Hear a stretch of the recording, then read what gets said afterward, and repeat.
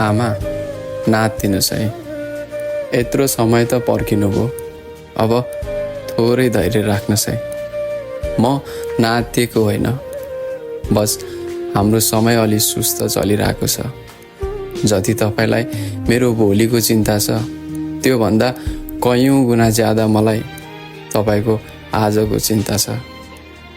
फरक यति हो, मलाई देखाउन आउँदैन, वा भनौँ मैले कहिले देखाउन पनि सकिनँ। मलाई थाहा छ नि, यो रिसाउँछ, झगडा गर्छ भनेर आफन्तले वचन लगाउँदा मलाई नभनेको कुरा। टाढा थिए, सुन्न सकिनँ होला, तर व्यवहार छर्लङ्ग देखेको छु आफ्नाहरूको।